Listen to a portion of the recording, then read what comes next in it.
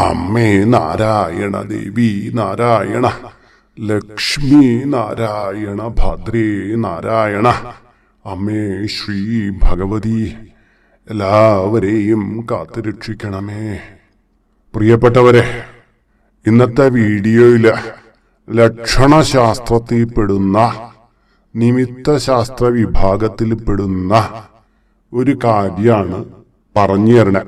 അതായത് കാലൻ, യമധർമ്മൻ, കാലന്റെ പിടിയിൽ നിന്നും ജീവനെ രക്ഷിച്ച് വഴുതി മാറിപ്പോകുന്ന ആൾക്കാരുടെ ലക്ഷണങ്ങളെയാണ് ഇതിൽ പറയുന്നത്.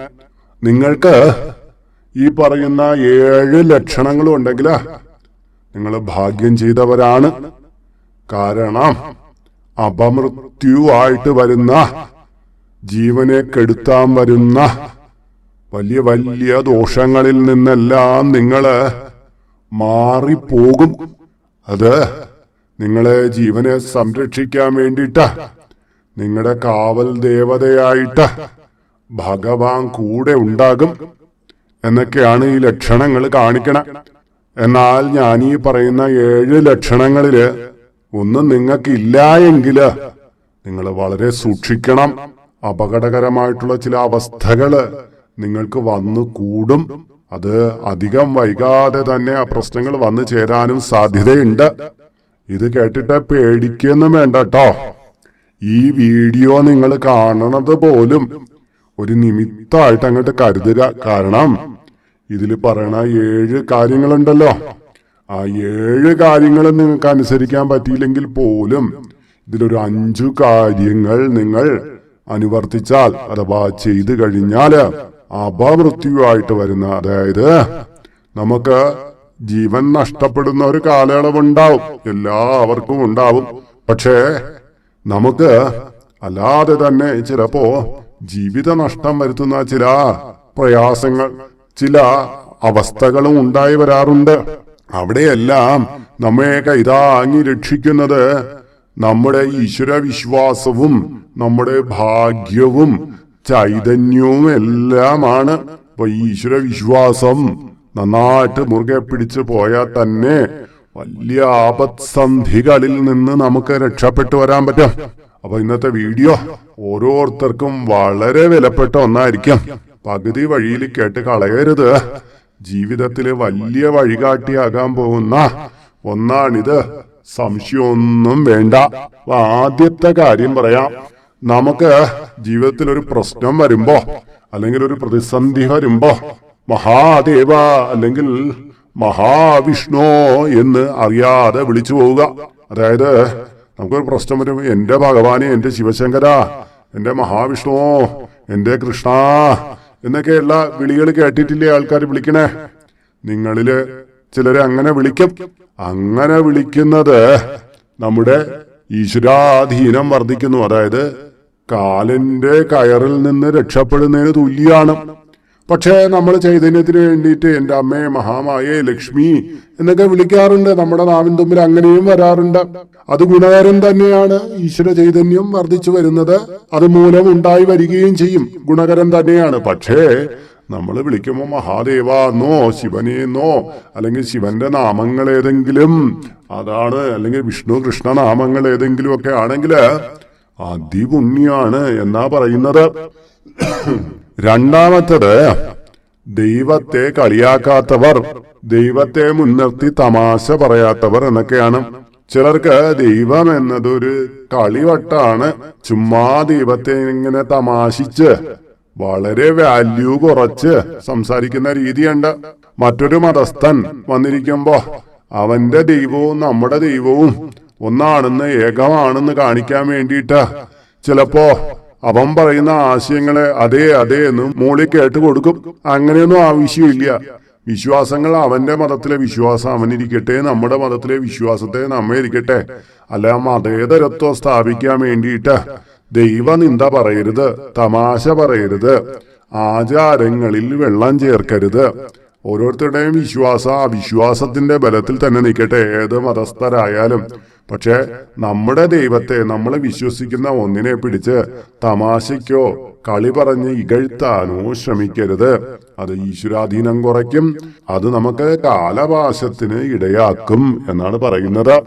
മൂന്നാമത്തെ കാര്യം, രാത്രിയിൽ കിടക്കും മുമ്പ് ദൈവത്തെ പ്രാർത്ഥിക്കുന്നവർ എന്നുള്ളതാണ്.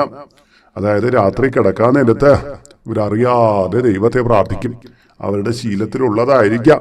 എങ്ങനെയാവട്ടെ, ദൈവത്തെ പ്രാർത്ഥിച്ചു കിടക്കുന്നവർക്ക് അവരുടെ ജാതകത്തിൽ എപ്പോഴാണ് മരണമുള്ളത് ആ സമയത്ത് സംഭവിക്കുക. അല്ലാതെ അപമൃത്യുവായിട്ട് പെട്ടെന്നുണ്ടാകുന്ന അപകടങ്ങളായിട്ട് അവരുടെ മൃത്യു വന്നു ചേരില്ല, മരണം വന്നു ചേരില്ല എന്നാണ് പറയുന്നത്. നാലാമത്തത്, ക്ഷേത്രത്തില് തൊഴാനായിട്ട് മാത്രമായിട്ട് പോകുന്നവര്. മനസ്സിലായോ? ക്ഷേത്രത്തില് തൊഴാൻ മാത്രമായിട്ട് പോണവര് എന്നുള്ളതാണ്. ചിലര് ക്ഷേത്രത്തിൽ പോണത് തൊഴാൻ മാത്രമൊന്നും ഇല്ല, കുടുംബകാര്യവും സീരിയല് കാര്യവും പറയാൻ വേണ്ടിയിട്ടാ. പറയണതില് വിരോധമൊന്നും തോന്നരുത്. ഞാൻ ശ്രീലകത്ത് പൂജിച്ചുകൊണ്ടിരിക്കുമ്പോഴേ ആ 7 മണിക്കുള്ള സീരിയലില്ലേ, എന്താന്നാ തൂക്കുവിളക്കോ എന്തോ ഒരു സീരിയൽ ഉണ്ടല്ലോ, അതിന്റെ കാര്യവും പറഞ്ഞ് അവൾ ഇങ്ങനെ വന്നു അങ്ങനെ വന്നു എന്നൊക്കെ പറഞ്ഞ് പുറത്തുനിന്ന് കുശൂശിത്ത് പറയുന്ന ഒരുപാട് വീട്ടമ്മമാരെ കാണാം. നമ്മൾ പുറത്തോട്ടിറങ്ങുമ്പോ ഭയങ്കര ഭക്തിയാ, അങ്ങോട്ട് കൈ കൂപ്പി അങ്ങോട്ട് തൊഴില. പിന്നെ നമ്മൾ അങ്ങോട്ട് തിരിയുമ്പോ വീണ്ടും കുശൂശിപ്പ് തുടങ്ങും. അതായത് തിരുനടയെ വന്ന് നിന്ന് കുടുംബകാര്യവും പറഞ്ഞ് മറ്റു കാര്യവും പറഞ്ഞ് നിൽക്കാതെ വന്നിരിക്കുന്ന ആ ക്ഷേത്രത്തിന്റെ പവിത്രതയെ മാനിച്ച് ദൈവത്തെ കുറച്ചു നേരമെങ്കിലും ഭക്തിയോടുകൂടി ഭജിച്ചിട്ട് നിങ്ങൾ ക്ഷേത്രാങ്കണത്തിന് പുറത്തിറങ്ങിയിട്ട് നിങ്ങൾ കുശലമൊക്കെ പറഞ്ഞോളൂ, കാര്യങ്ങളൊക്കെ ചെയ്തോളൂ. പക്ഷേ ക്ഷേത്രത്തിനകത്ത് പരദൂഷണാദി കാര്യങ്ങളൊന്നും പറയാതിരിക്കുക, വില കുറഞ്ഞ വർത്തമാനം പറയാതിരിക്കുക. ക്ഷേത്രത്തില് തൊഴാൻ മാത്രമായിട്ട് പോകുന്നവർക്ക് ഈശ്വര കടാക്ഷം ഉണ്ടാവും. അവരെ അപമൃത്യുകൾ ബാധിക്കില്ല. ഭഗവാന്മാർ അവരെ കൂടെ നിൽക്കും, ദേവി അവർക്ക് തുണയാകും എന്നാണ് പറയുന്നത്. അഞ്ചാമത്തെ കാര്യം, സൂര്യനെ വന്ദിക്കുന്നവർ എന്നുള്ളതാണ്.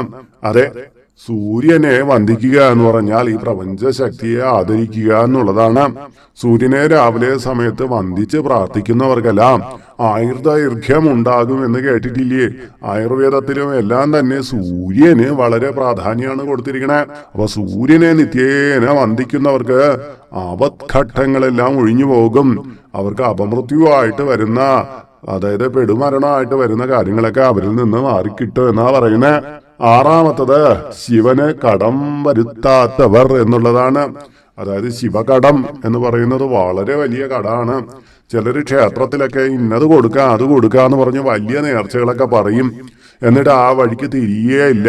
മിക്കവാറും ഉത്സവത്തിന് നോട്ടീസുമായിട്ട് വരുന്ന, പിരിവിനുമായിട്ട് വരുന്നവർക്കാണ് ഈ ഇത്തരം വാഗ്ദാനങ്ങളൊക്കെ കൊടുക്കണേ. നിങ്ങളെ കൊണ്ട് 100 രൂപ കൊടുക്കാനുണ്ടെങ്കിൽ 100 രൂപ, 10 രൂപയേ ഉള്ളൂ എങ്കിൽ 10 രൂപ, അത് പറഞ്ഞു കൊടുക്കുകയാണ് നല്ലത്. അല്ലാതെ ഈ നോട്ടീസിലൊക്കെ എഴുതിയിടും, റെസിപ്റ്റൊക്കെ കുറിച്ച് വാങ്ങിക്കും, ഞാൻ ഇത്രയും കൊടുത്തേക്കാന്ന് പറഞ്ഞ്. പറ്റുമെങ്കിൽ കൊടുത്തോളൂ, അല്ലെങ്കിൽ നിങ്ങൾ അങ്ങനെ എഴുതിക്കാതിരിക്കുക. അവിടുത്തെ ഭരണസമിതിക്കാരൊക്കെ നിർബന്ധമൊക്കെ പറഞ്ഞേക്കാം, പറ്റില്ല എന്നുള്ള കാര്യം പറ്റില്ല എന്ന് പറയണം. ശിവന് പറഞ്ഞ് കടമിടരുത് എന്നുള്ളതാണ്. അടുത്തതെന്ന് പറഞ്ഞാൽ ഏഴാമത്തെ കാര്യം, സന്ധ്യയ്ക്ക് ഉറങ്ങാത്തവർ എന്നുള്ളതാണ്. അതെ, ഏറ്റവും വലിയ ദോഷങ്ങളിൽ ഒന്നാണ് സന്ധ്യാസമയത്ത് വീട്ടിലെ വിളക്ക് തെളിയിച്ച് പ്രാർത്ഥിക്കേണ്ട സമയത്ത് കയറിക്കിടന്ന് ഉറങ്ങുക എന്നുള്ളത്. ഇപ്പോഴത്തെ പുതുതലമുറയിലെ പല കുട്ടികളെയും മാതാപിതാക്കൾ തന്നെ പ്രോത്സാഹിപ്പിച്ച് ഉറക്കത്തിലേക്ക് വിടുന്നതായിട്ട് കാണപ്പെടുന്നുണ്ട്. കാര്യം, പഠിച്ചിട്ട് വന്നല്ലേ, രാവിലെ എഴുന്നേറ്റ് പോയതല്ലേ എന്ന് പറഞ്ഞ് സന്ധ്യാസമയത്ത് കയറിക്കിടന്ന് ഉറങ്ങിക്കോളാൻ പറയും. ഒരിക്കലും പാടില്ലാത്ത കാര്യം.